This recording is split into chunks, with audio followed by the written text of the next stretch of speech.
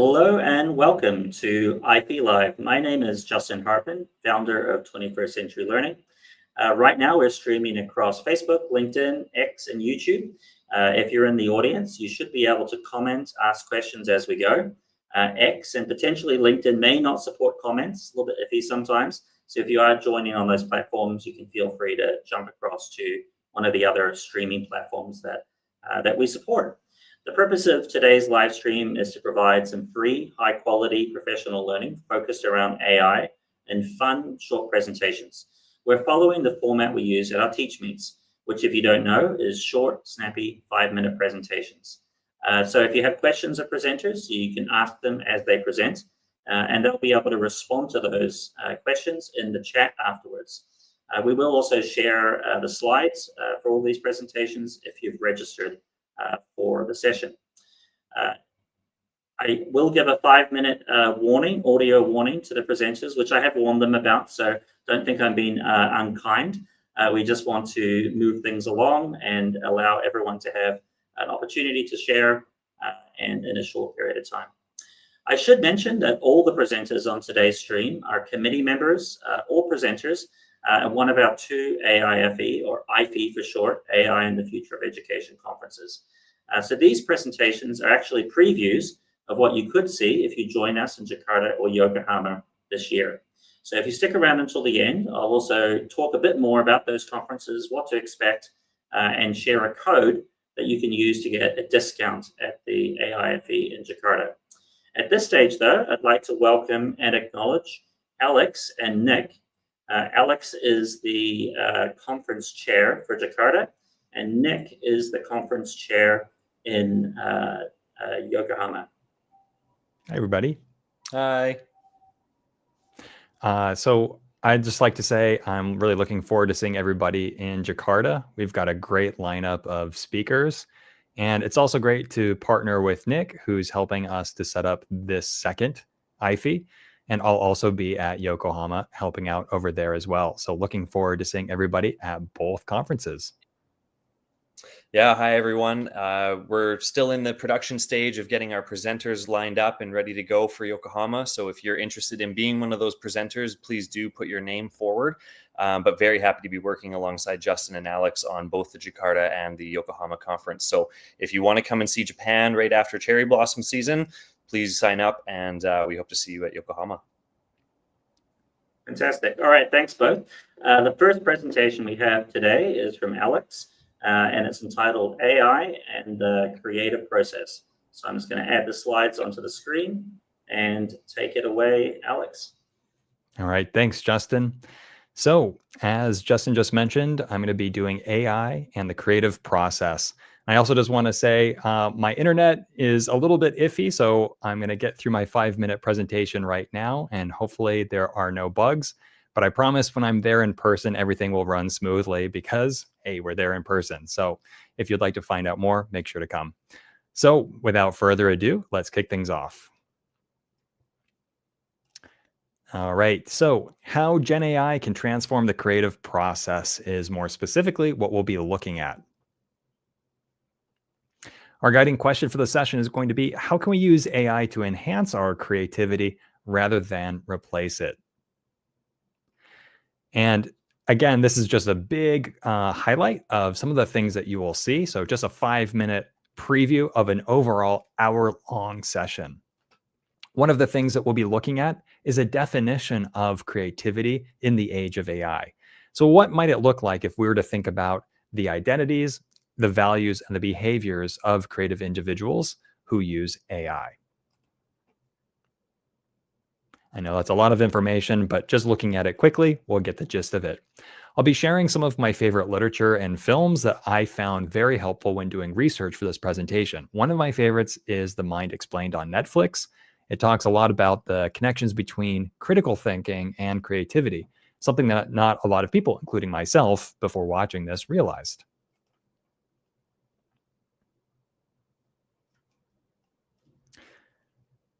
Okay, let's talk about what a process is. So a pre-AI process would refer to steps that scaffold thinking, and it might look like these 4 things. 1, it might involve multiple steps. scaffold a variety of thinking, and use action-based verbs like plan, discuss, analyze, create, test. And finally, it would make thinking visible. So some examples of pre-AI processes that we're all probably familiar with would be Project Zero's thinking routines. Project Zero is the organization out of Harvard. So See, Think, Wonder is one of their thinking routines, for example. Second, if we were to conduct research, try to solve a complex math problem, use a design cycle, an inquiry cycle, or if you're a coach, you might use a coaching cycle. So these are all typical processes that we're familiar with as educators. However, with AI, I'm proposing that we think about sort of a post-AI or an AI-enhanced process. So notice how these are the same processes, but now AI is at the table. So a few slight changes. First, we chunk steps that show humans or AI doing the thinking. Second, we scaffold a variety of thinking, and we include AI literacy as a part of that thinking, like which tool should I use? What AI is the best AI? What are the common pitfalls or the weaknesses of AI? Third, we do use action-oriented verbs, like I mentioned earlier, but we take into account AI. So new language like generate and prompt start to come into our vernacular when we're thinking about our action. And finally, we make thinking visible and transparent. So we try to show what we're working on or what we are thinking, and we're also transparent about that process and when and how AI might have been used in that thinking. One of the processes that I'll be touching on is called Think, Generate, Edit. And it sounds extremely simple, and that's done on purpose. The idea being that we can all memorize and internalize this particular process. I'll be going into depth about what those words could mean inside your context and kind of what the research is showing behind those three words. Okay, let's look at a few examples, and then I will end there. One of the examples will be from me, and I'll tell you a story about how I made a song entirely on my own. Then I went to AI and made different versions of it for 3 hours. And finally, I edited the final piece using my know-how, using music software and piecing it all together. And so in that way, AI was my co-pilot and enhancing my creativity and not replacing it. So enough about me. We could also look at some incredible educators. So this is an example from Alex Braden, my counterpart at the other campus of Shanghai American School in Pudong. Alex got to follow Think, Generate, Edit with some students, and there's this wonderful example. So first of all, the students were thinking about what evolution could look like with dinosaurs. Then they did their initial prompt by generating images of dinosaurs in the future. What would evolution look like if these dinosaurs continued to evolve? From there, the students generated a 3D model from their image using AI. It's so cool. And then finally, what the students did was prepare their 3D models for printing. So they edited by modifying their models and preparing them for print. So if anybody's done 3D printing, they know it's a lot of work to get a model ready for print. Okay, we also have some great examples from other teachers. So we'll look at what it could look like in an English class, trying to express tone. I'm watching my time. We'll look at some art examples and how thinking could actually not just be a prompt, but thinking could be in the form of a drawing. So in this case, this teacher created a sketch of what he wanted to express and then moved through the Think, Generate, Edit process with that as his initial prompt. It's a really interesting way of kind of thinking about how when we're creative, our input could be a drawing, a song, text, so many different things. All right, and finally, consolidation. This is where I'm going to be wrapping up. I think I'm at the end of my time. So 2 final closing thoughts. Why I'm proposing the idea of using a process is that it could, without using a process, lead to this future that we see in WALL-E, in which people forget to walk. And that analogy is we forget to think when we use AI. The opposite is a future in which we all become Iron Man and we have our personal AI inside of our special helmet that helps us to fly and to save the world. And it helps us to enhance our thinking ultimately. So on that note, I want to say thank you very much and hand it over to my wonderful counterpart, Nick. Am I overdoing it with the sound effects? Yeah, thanks a lot, Alex. I think one of the great fears people have about AI is the impact on creativity, and I really like the scaffold and the structure you're bringing to it, and alleviating some of the fears that teachers might have about that potential negative impact. So thanks again. Thanks, Justin. All right, I'm adding Nick into the stream now. Hello, Nick. Perfect. Thank you, everybody. So great to be here. Thank you, Alex. I have to say my presentation is still in the taking shape form. And so I would love to actually have some questions throughout my slides, and I would love to get your input so that as we go through this and as I have the next few weeks and months, I can actually curate and develop the presentation to really match what it is that you can bring to that. So please, in the chat, if there is anything that strikes your fancy or you have an answer or some thinkings around the different questions that I pose, please do put that into the chat, and I'm happy to start incorporating that into the presentation. The presentation that I would like to give is around the idea of our brains on ChatGPT, and it really is related to that study from MIT that you've likely seen come out over the summer, where they did a little bit of an experiment, and they gave some different level of college students a task to complete an essay.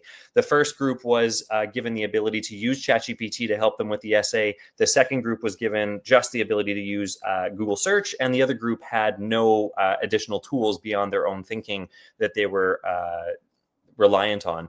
And so similar to Alex's last two slides there, where he talks about what is this learned helplessness that can kind of be the detriment of AI. And we know that technology always is that double-edged sword. What can we do to avoid that with our students? And I think human nature, just like water, takes the path of least resistance. And so it is really a matter of choice. And how do we start to instill that within our students in the educational field, to ensure that they are putting in the hard work now to come away with the skills and the knowledge that they need later. So within my presentation, I really wanted to start thinking about what does it mean if we start outsourcing our thinking to AI? What happens when AI is doing the reading or thinking for us? Are we still developing our own cognitive muscles, or are we letting them begin to atrophy? One of the analogies that I like to kind of use with AI is that it can be an e-bike. And whether we ride a normal bike or we ride an e-bike, we get to the same destination. But if you were to evaluate your heart rate or your kind of muscle growth after riding a bike for, let's say, 100 kilometers on your own, your body's going to have gone through a lot more stress, and you're going to end up coming away with a lot more muscle and a lot more benefits to your cardiovascular health, et cetera. Versus if you use an e-bike, you still get to that same destination. You're probably going to be a lot less out of breath, and the benefits that your body are going to get from that are not as great as if you were to have been doing the work on your own. And so through my own experience, I'm doing my master's right now in educational technology online. I've been using AI to really help me get through a lot of my assignments. And I've noticed that I've been doing things a lot more fast, or I instead of reading the articles that perhaps I'm given, I was starting to use AI to generate a podcast. And I wanted to do an evaluation on myself of, am I getting the same level of thinking if I read the article and do deep reading there versus listening to perhaps the podcast? And so that begs the question, when we're honest with ourselves, what parts of our daily lives or daily thinking or creating have we outsourced to AI? And what effects have you seen on yourself? Just take a moment to kind of think about that for yourself. And when I do it for me, I've realized that there are things that I maybe have kind of started to atrophy. I will go to ChatGPT to help me rephrase some bullet points that I've developed and put them into an email. And I'm not sure how I feel about that. I'm not necessarily saying that it's a bad thing, but it's something for us to begin thinking about, especially with our students. With our students, just yesterday, I did a little bit of a survey and had them, and we asked them the question, a bunch of grade 10 students, what is it you want adults to know about technology that you think maybe we don't? And these are 15-year-olds responding. And I'm sure that when we were 15, we had ideas of what our parents wish our parents knew about technology when we were that age. And a lot of their answers were, oh, well, why can't we use AI if we're doing a test? Or why can't we use our phones? We're going to have these things available to us in the real world when we go out into the workplace. And that kind of struck me because I remember saying the exact same thing when I was in elementary school about the calculator. Why can't I use a calculator on this test when I'm going to have it with me all the time? And so it was just an interesting thinking there. And so these are the kinds of things that I would like to dive into with you and kind of do this through a workshop in my presentation around what are the skills, the knowledge, the understandings that we need to be able to instill in our students and ensure that they're coming away with these fundamental skills that they're going to need when they exit our schools. And so that brings us to kind of the future of learning in the age of AI. Similar to Alex, how do we use ChatGPT to help us with what reading and writing and thinking looks like? And our keynote speaker, Warren, is going to be talking about rethinking thinking. What does this look like in the future in terms of AI and how we're using it to do all of these different tasks? How do we consider the risks of efficiency versus depth of thought, or speed versus true understanding? Does it even matter anymore? Is a great question. What role should AI play in classrooms and lifelong learning?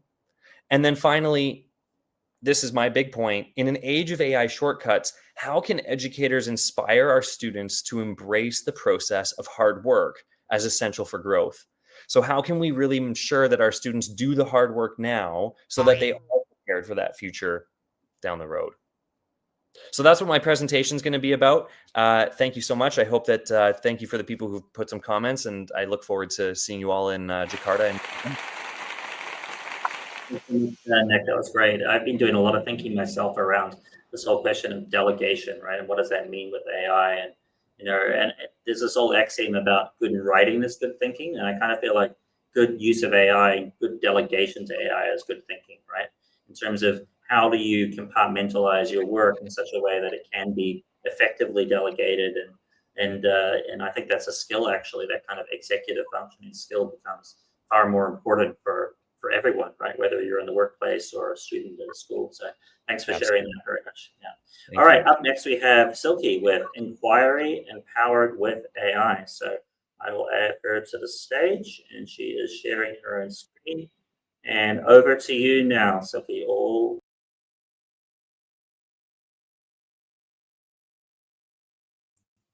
Sorry, you just need to come off mute, Silky. There you are. You're off mute now. Okay. So everyone, hello. I hope you had a good day, and I'm joining from Guangzhou, and I listened to these two amazing presentations, and I'm wondering, yeah, it's like so many things to think about. But at this point, I really want you to imagine one thing. Your students are about to dive into research. Do they first turn to books, databases, or to AI? Just think about it for a minute. A minute is too long, maybe a second. So I'm sure you all know the answer by now. AI is actually changing the way our students are approaching research.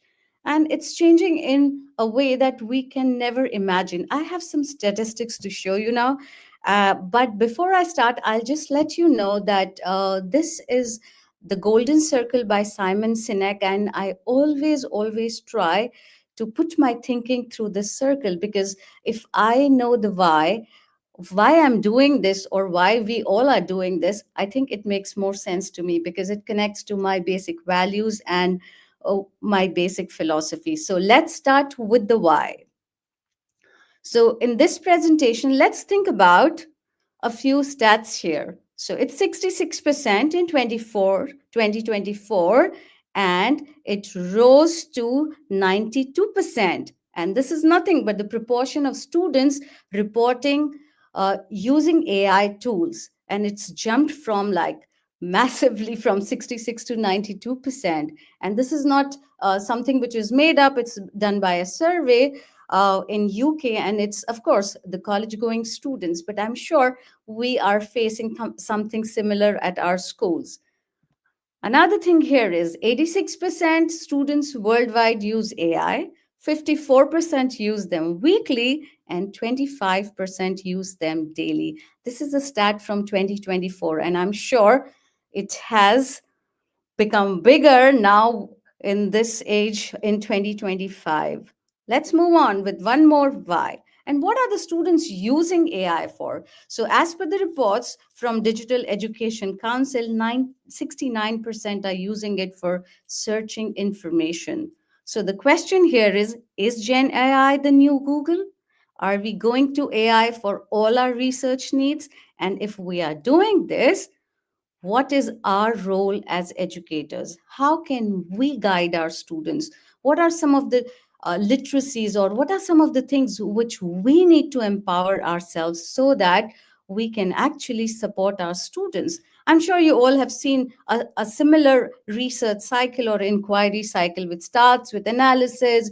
You are looking for topics, you are researching, you're finding your research topics, research question, you are finding some tools, some methods, research methods, and you are evaluating your sources, you're recording. This is a general cycle, a very general one. But then when AI enters this, how does it look like? How, as educators, we actually help our learners to really use this in a way which is responsible, which is ethical. And in my session, I'm really going to dive into the IB guidelines for using AI, and also lots and lots of tools which are practical in usage in the classroom, and how do they look like when we put them in practice. So we here are talking about using AI, but in a way which is not stopping the students to think, but it is empowering them. So we do have a lot of learner variability in our classrooms. Not every kid is a super researcher, so there are some tools which can really help these kids to focus on what they want to learn. So, with that view in mind, with a lot of practical strategies and lots of tools, I am going to have my session in Jakarta. Uh, just look for example. I'm not using ChatGPT here, but I'm using a visual learning and research tool, which allows to create mind maps and concept maps. So it's great for someone who wants to learn more about the topic, not just directly take the answer. Another tool here on your right hand side is the Magic To Do, which allows a kid who is struggling to really start off with research, break down his task into clear, small, manageable instructions which can help him really further his research. So these are just two examples, but we are going to look into lots of tools which are there to guide our students, empower them, but not actually copy from them. So also there'll be a lot of prompts which I use with my research students, 11 and 12, and also some strategies. Oh, I can hear that sound for credibility check, AI fact, and we're going to create an AI contract. And of course, together we're going to build this toolkit. So if you have something to add, if you want me to add something, do let me know, and see you at the conference in Jakarta. Thank you so much. Thanks so much, Silky. That's fantastic. I think the question around ethical use is so important. Educators need more and more support around that. We did have some issues with your slides there that weren't showing 100%, and so we'll follow up. I posted a note in the chat. But up next, we have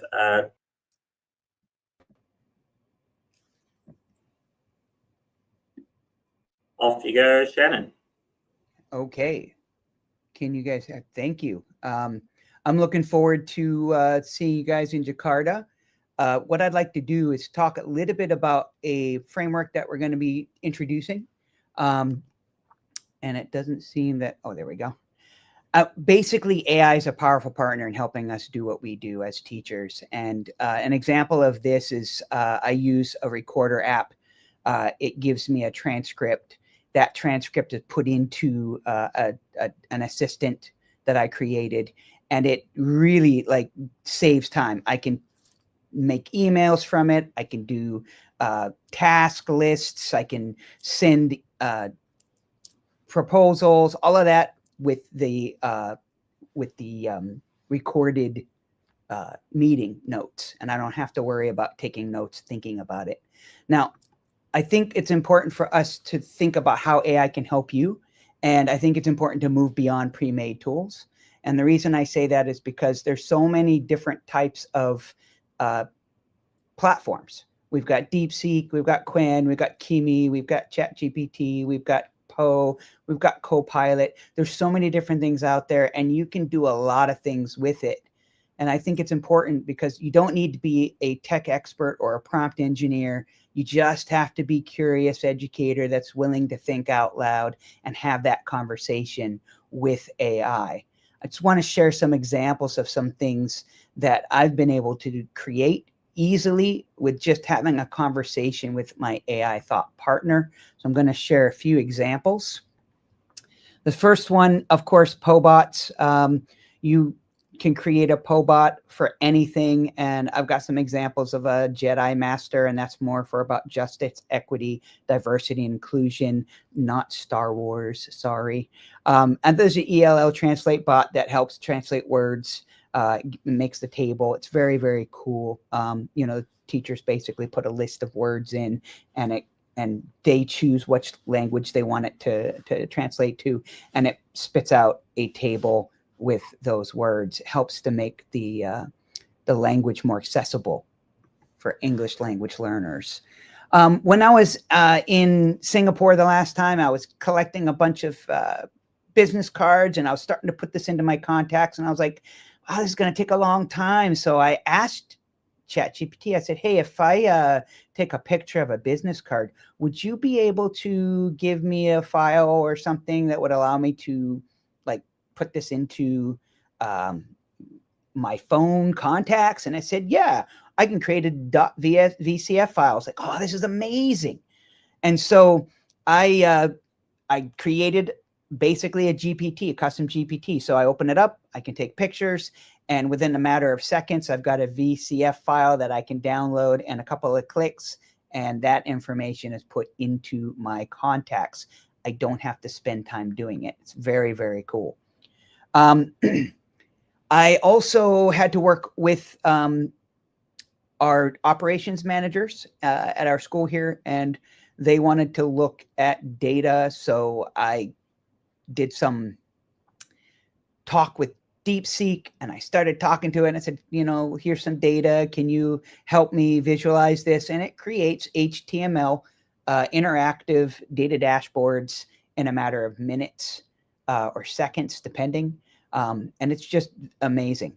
So this is just some of the examples. There's one more, I believe. Yep. No. So these are just some of the examples of what you can do. And it isn't really about using AI. It's more about collaborating with it. I think it's important for us to realize that, if you know how to talk to a person, you can figure out how to use AI to do a lot of things that you thought might be impossible. In my presentation, I'll be sharing some more examples, going in a little bit more in depth with the examples, also showing some quotes from certain people like Jensen Huang and so forth to support the use of this. Basically, what we're going to be doing is realizing that as we're shifting from consumers to creators, because AI is giving power back to educators to be able to do things that they weren't able to do before, because you don't need to know how to code. You just need to know how to talk, which leads me to the purpose of my presentation, which is to introduce the talk framework. This framework is designed to help educators use AI in a more human, intuitive, and reflective way, and it helps you create things that I found over using this kind of framework for the last year and a half, that it creates better results than just prompting. Because when you prompt, you might forget stuff. But if you have a conversation with AI and you go back and forth until you're finished, then you ask it to create.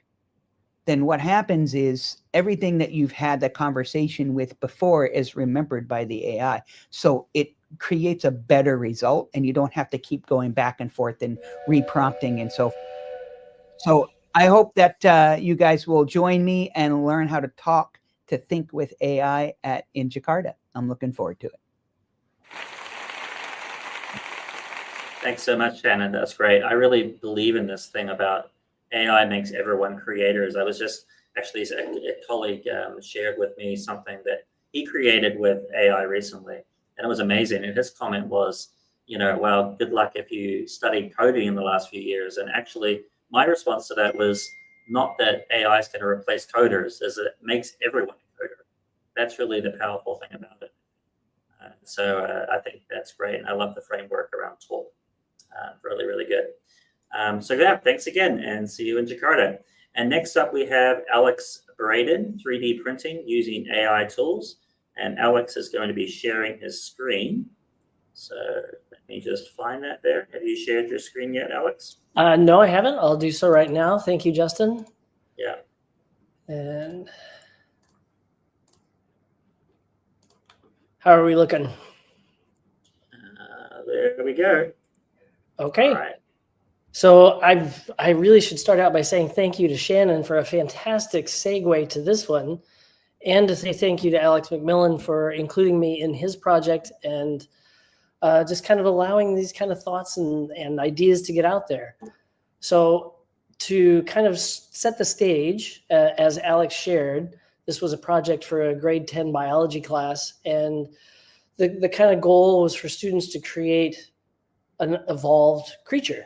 And our first iteration was what you saw in the other presentation, and the students kind of worked with AI and just kind of ideated a little bit. But to Shannon's point, they didn't really have a conversation with the AI. And they would take a picture, and generally, I mean, we know our students, they generally take the first or second thing that comes up and off they go. So the teachers and I sat down and we thought, how can we make this a more insightful, more of a learning activity for the students? And so we went back, and using Flint, we loaded up all the teachers' documentation and the rather large, I had to break it in two, PowerPoint presentation they used that included everything they taught the students about evolution and all the factors of evolution and everything that goes into making, like, helping a creature evolve over time, and then environment and all of these things. And we came up with this tool where the students interact with the tutor, and the tutor prompts them with questions to explain things they've learned about evolution and to factor in other things. And it won't spit out an image until they've engaged with it enough that they've actually come up with something that's unique. And so they go through it and they add these questions, and this is a very curtailed one, but just to give you an idea. So they go through with Flint and work through, Flint prompts them for different things, and eventually it comes up with a creature. And in this case, it was a small mammal that evolved from a wet climate to a dry climate, and then it will create an image. So then the student can take that image and download it, and keeping in mind that they've also, when working with Flint in this bot, created an entire evolution story for the animal, which they will then share as part of their final project, which in a group, they create a timeline of evolution of everybody's evolved animals and the stories of how those animals evolved into the habitats they evolved into. But anyway, they finally get their picture. And it's one in this, like, version 2.0 of this activity that is truly unique, not something they found online, but they've created this creature. So then we go to this website called Maker World, and this comes with, if any of you have Bamboo Studio 3D printers in your school, this is their interface for different tools, but you don't have to have one of their printers to access this website. You just create an account. It uses, in China, it uses a phone number, which is safer for the children, but you could also do it through your own account if you had younger ones. And they've got a whole bunch of tools, like you can take a 2D photo and make a 3D representation of yourself, or light boxes, or toys, or all kinds of things. They just added laser boxes. but they have this tool right here, generate a 3D model from a single image. And it gives you that 3D access that you can use. So we load up the image and it spits out this. So here we can see that same creature in 3D, and I can download it. And once I download it, the students download it and they save it into their wherever they happen to save things. And then depending on the setup of your school, they could use that 3D model and just turn it in through a PowerPoint or anything else that hosts a 3D image. Or if you have access to 3D printers, you can throw it in the 3D printer and print them out for the students, which is what we did. And then they could create a physical representation of their entire timeline and everything they had done for their project.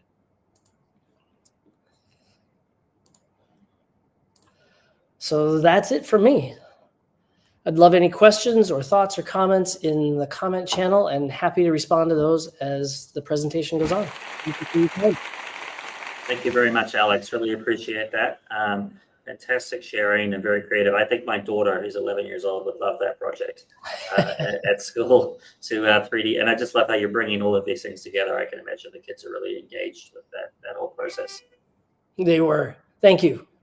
All right, thank you. All right, up next we have Warren, who is our keynote in Jakarta, and also collaborating with 21C on some other projects as well, which I'll touch on at the end. But for now, I will hand over to Warren to talk about live translation tools for school leaders. Yeah, thanks. So I'm Warren Apel. I'm super excited about this conference. It's going to be great. I love AI. And I keep discovering new things, and I'm going to show some to you. Some of these maybe you haven't seen before. Maybe you have. Maybe you've learned about these long before I did. I just want to show you 3 very quick ways that we've been using AI for translating at ASIJ. Okay, so first, we have a new head of school this year. And at the beginning of the year, he came to me with a challenge. He wanted live subtitles in Japanese projected behind him while he gave his opening address to the faculty and staff. And so I poked around and I tried to find something that would work really well, but also would look classy. And I guess I have a blind spot when it comes to Microsoft, because I found a bunch of websites and a bunch of apps, but I didn't know that this feature is just built into PowerPoint. So we just made a PowerPoint slide, and it just had one black slide on it. And then we projected that along with the live translation in Japanese, which is a really powerful way to build community and improve belonging. It worked really well. Also, my friend Greg in Chennai, he told me about the Microsoft Translator app for iPhone, which is free and amazing.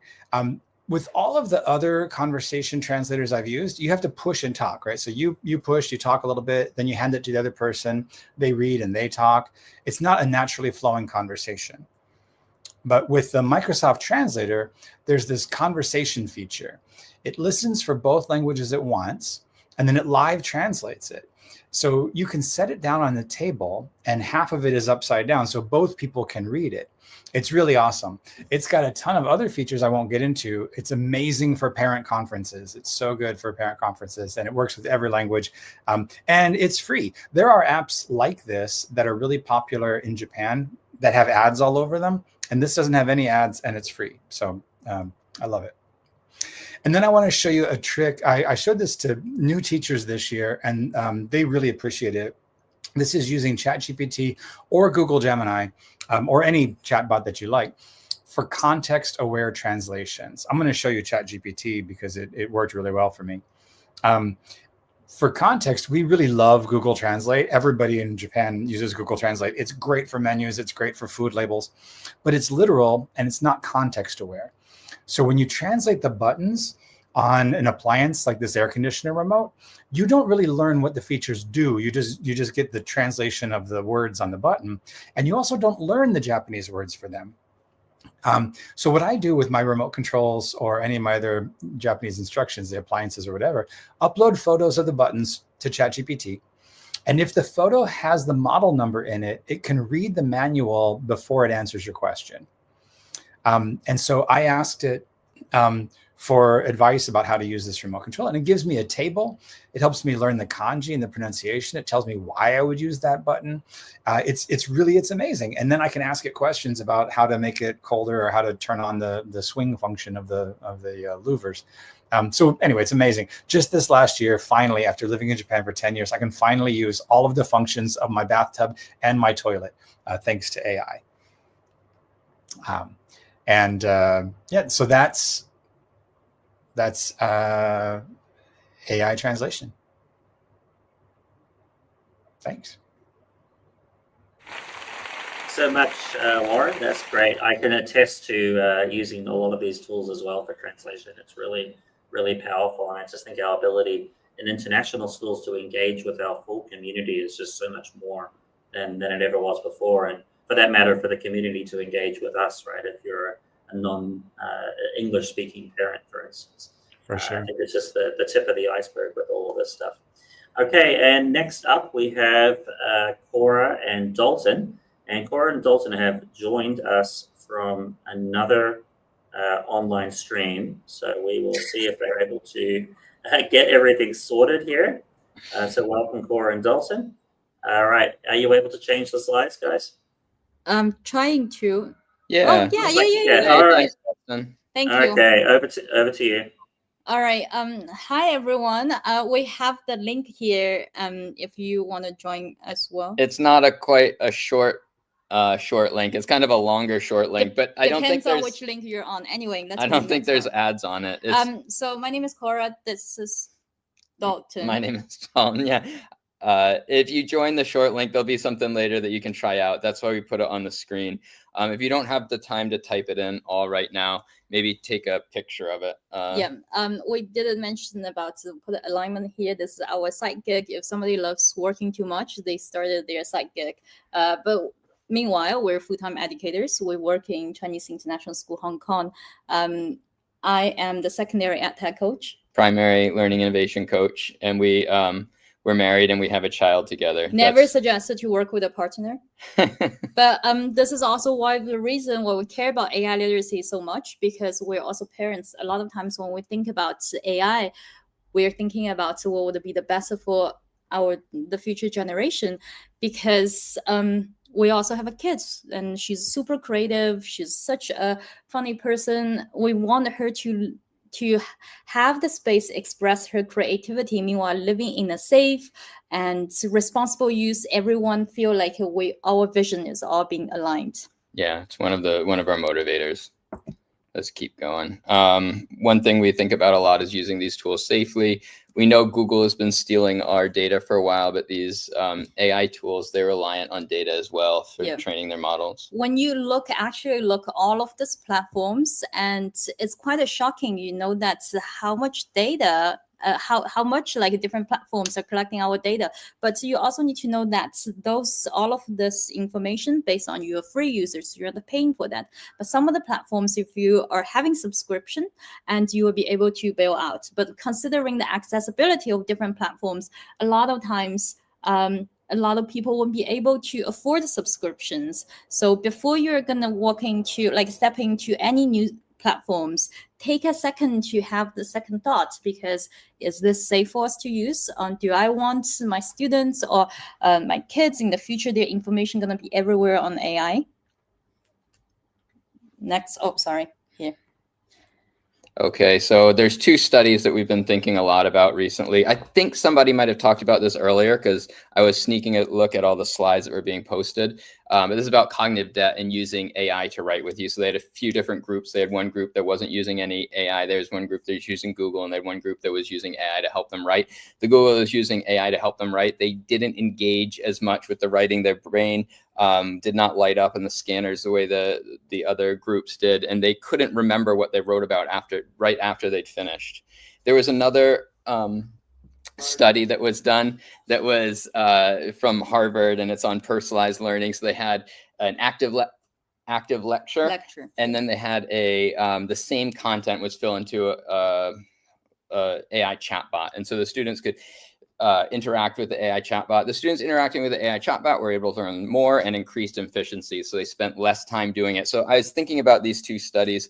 We know it's powerful, but we know we don't want to outsource our thinking or cognitive offload to these machines, to these computer systems.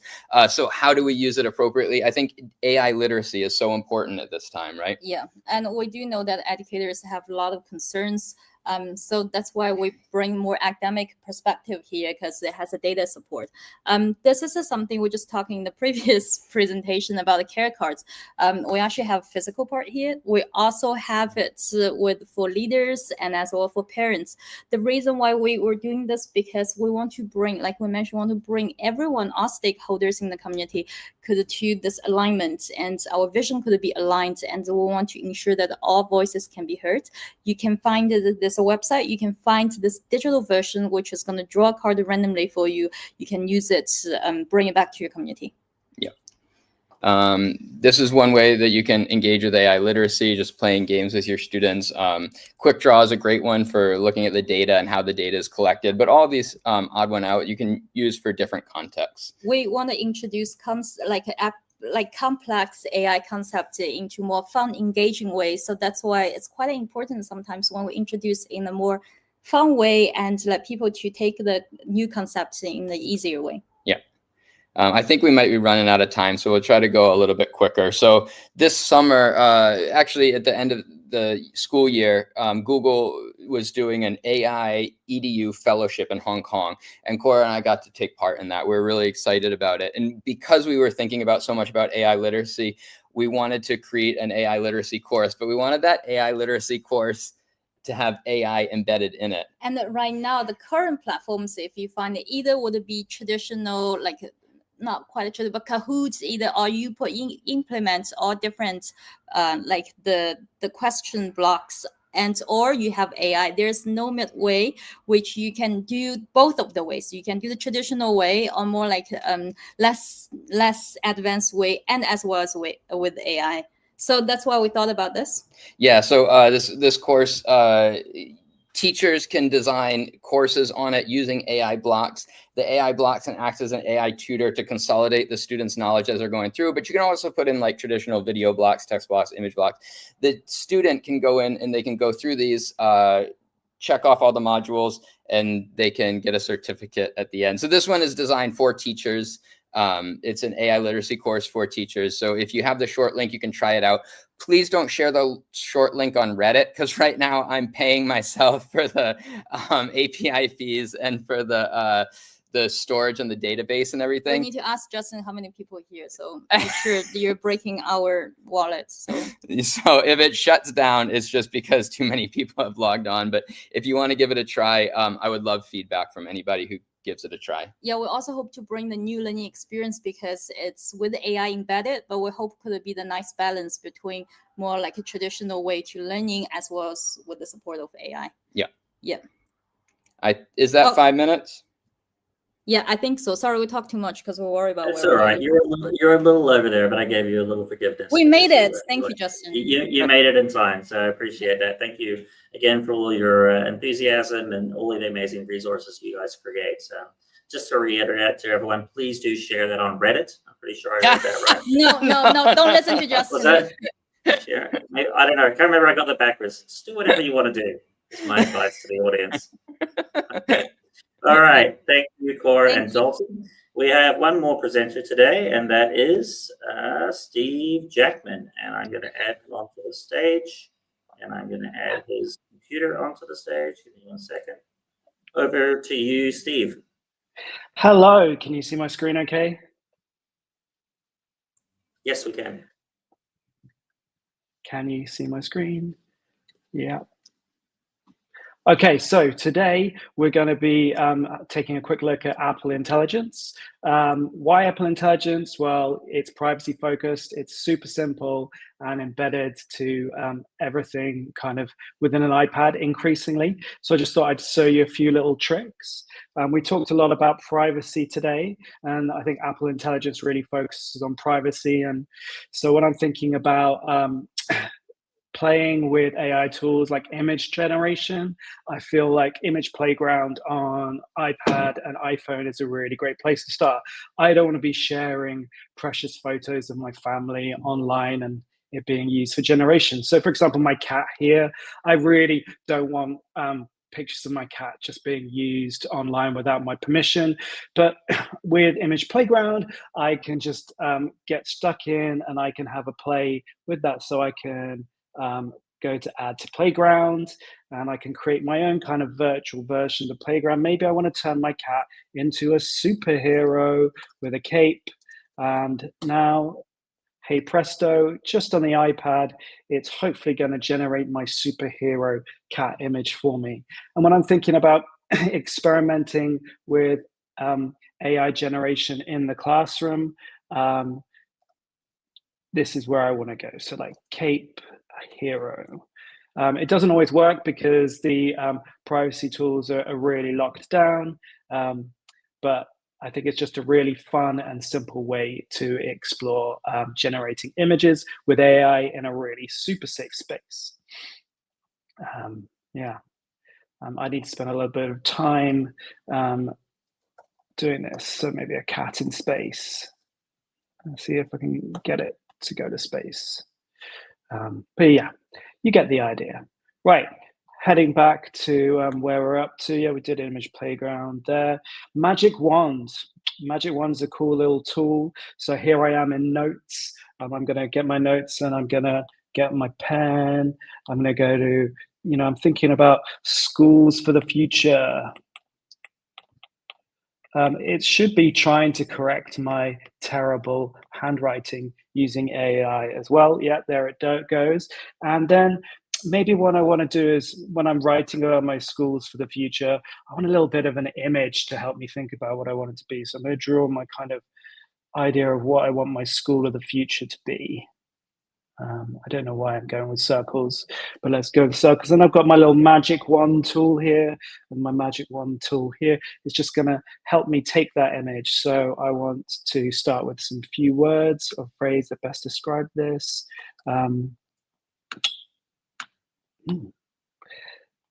Describe that image there. Not going so great with screen sharing. Cancel. Let's try that one more time. Well, never demo live is what I say. Here we go. Let's try one more time. Let's try school in space. So I've got this kind of scientific school. Maybe I want to change it to a sketch or an illustration. Maybe I want to put a tree in the middle. So really fun way of just exploring simply on my device, different kind of image ideas. Also, I think what I want to do now is I want to record some audio. I really want to talk about how great Apel Intelligence is. So I'm going to record my audio, just get my thoughts down on paper, good press record. Hey everyone, today I'd like to share how Apple's new Apel Intelligence features are transforming teaching and learning, blah, blah, blah, blah, blah, blah. You get the idea. So I click done, and it's going to be able to generate the text for me. I'm going to switch to here's one I made earlier rather than demoing it all live. And we've got my ideas recorded here. And I've got my summary of the text. I could take this, I can add my transcript to my notes. There it is, everything I said right here. And because I don't really want to read everything I've written, maybe I'd like it just to kind of get my thoughts together. I can click on writing tools and I can get it to give me a summary of what I've written. All on device, super simple, without any challenges. That's all. Everything works perfectly with Apel Intelligence. Over to you, Justin. Thanks so much, Steve, and bonus points for doing a live demo and not using slides. That's always a bit of a risk, but I think you handled it well. Before we go, I want to just do a quick group photo with all of our presenters. So I'm going to add all the presenters back in. So make sure you've got your video on, guys. And we'll do a quick group photo. I'll change the layout here so it doesn't look so weird. There we go. Cora and Dalton are in there. All right. Oh, we've got special effects. So Lee Jing, are you there ready to take the screenshot? All right. Thanks, everybody. Really appreciate all of the sharing today. It's been really, really great. And with that, I would like to now just share a little bit about the conference. So we have two fantastic keynotes, one of whom you've already heard from, Warren, and the other keynote we have coming to the AIFE conference in Jakarta is Kevin. And Kevin's based out of Hong Kong. He works with a lot of corporates. So he's really bringing the perspective of what are employers looking at today and what do employers want from students, what skills do teachers need to teach in order to prepare kids for the workforce. You know, we're hearing a lot when you read media about, you know, is this job being eliminated? Is that job being eliminated? But what's actually the truth on the ground? And that's what Kevin can bring. And Warren is going to be talking about rethinking thinking from the school's perspective. And so I think we have two really dynamite keynotes to kick off the first day on Saturday in Jakarta. And then in Jakarta, you'll have the opportunity to attend, I think, up to 5 one-hour sessions, as well as up to, I think, 4 30-minute sessions. We're going to have a fantastic social at a hotel right near the school. So as with all of the 21C conferences, there's lots of opportunity to get great content, but also to network and to really, you know, come together with some of the people who are the dynamite presenters that you heard today, as well as the other presenters we have at the conference. Besides the conference itself, we also have 2 amazing pre-conference opportunities. One is, as I mentioned before, we're working with Warren to develop this International School Technology Leadership Certification, or ISLIC for short, because it's a bit of a mouthful.